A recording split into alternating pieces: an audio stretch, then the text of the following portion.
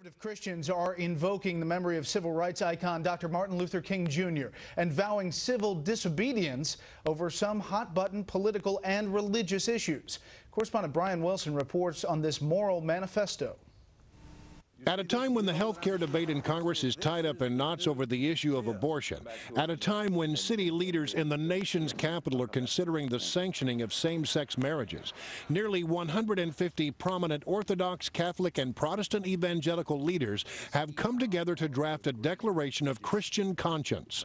It calls on Christians to adhere to their convictions on issues of life, religious liberty, and marriage. We're dealing with a foundational human institution that, if tampered with, begins to, I believe, compromise our society, structure of our life, and the welfare of our children. The 4,700-word document, which they call the Manhattan Declaration, goes a step farther, warning civil institutions that the signers, quote, will not comply with any edict that purports to compel our institutions to participate in abortions, embryo-destructive research, assisted suicide and euthanasia, or any other anti-life act. It continues, nor will we bend to any rule purporting to force us to bless immoral sexual partnerships, treat them as marriage or the equivalent.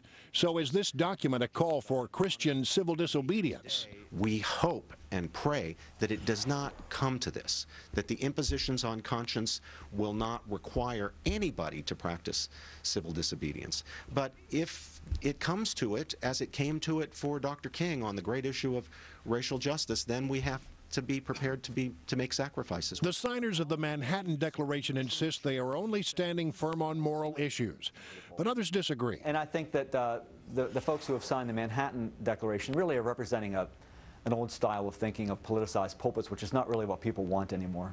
The supporters of the Declaration insist that while the timing of the press conference today may appear to be political, this document has actually been in development for 8 months. In Washington, Brian Wilson, Fox News.